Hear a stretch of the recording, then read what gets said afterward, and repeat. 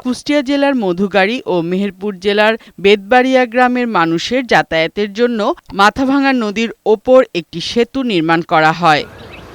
২ বছর পার হলেও জমি অধিগ্রহণ জটিলতায় এখনও নির্মাণ হয়নি বেতবাড়িয়া গ্রামের সংযোগ সড়ক। এতে দুর্ভোগে দুই পারের মানুষ।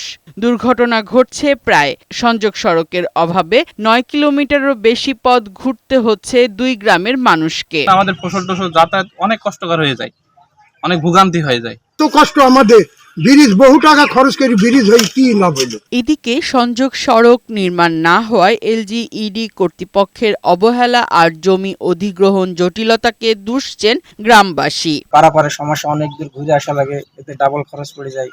এই ব্রিজটা কমপ্লিট করার জন্য বা এলাকার যারা জমি জায়গা যারা আছে তাদেরকে অনুরোধ করছি, একটা ব্রিজ কমপ্লিট হয়ে গেলে সবার জন্য উপকার। আপনাদের কোনো সমস্যা হলে আপনার সরকারকে জানান। তবে জমির মালিকরা বলছেন অধিগ্রহণের জন্য জমি দিতে চাইলেও এলজিইডি কর্তৃপক্ষের সহযোগিতা মেলেনি। আজ 1 বছর আগেই এটা সমস্যাটা সমাধান হয়ে গেছে, কিন্তু তারাও কাজ করছে না। আমরাও ঘোরাঘুরি করছি, বলছি, সাধারণ মানুষ মনে করছে হয়তো যে আমরা জমিদাররা হয়তো বাধা দিচ্ছি, কিন্তু আমাদের তো কোনো বাধা নাই।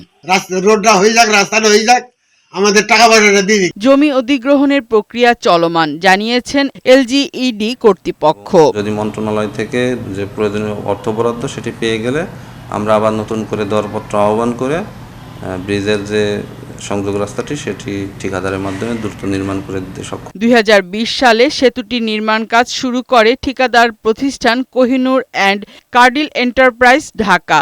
নির্মাণ শেষ হয় ২০২৩ সালে। ফারহানা শিমু, বৈশাখী সংবাদ।